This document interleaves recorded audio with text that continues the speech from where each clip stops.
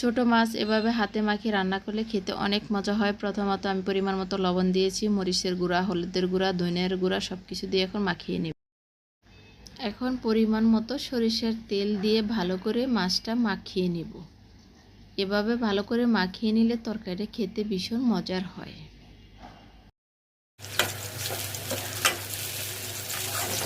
পরিমাণ মতো তেল দিয়ে পেঁয়াজ কুচি দিয়ে পেঁয়াজটা একটু ব্রাউন কালার করে ভেজে নিয়েছি। আর এখন মাখানো মাছগুলো দিয়ে দিব। বিসমিল্লাহ।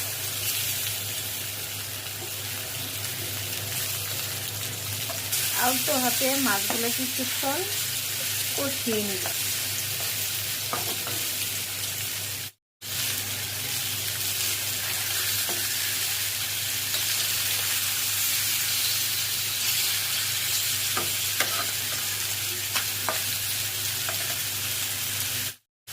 একটু কষানো শেষ, এখন পরিমাণ মতো ঝোল দিয়ে দেব।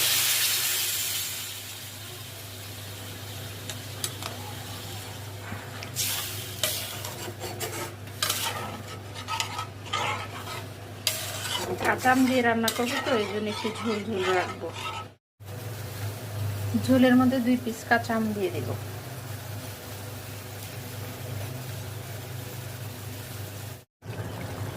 এই তো ঝোলটা হয়ে গেছে, এখন নামিয়ে ফেলবো। তো আজকে ধনিয়া পাতা ছিল না, তাই বলে আজকে ধনিয়া পাতা দিলাম না। ধনিয়া পাতা দিলে ফ্লেভারটা আরো ভালো আসতো।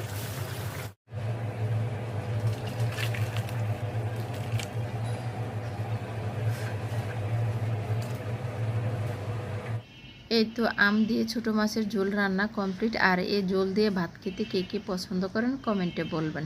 তো সবাই ভালো থাকবেন, সুস্থ থাকবেন। আল্লাহ হাফেজ।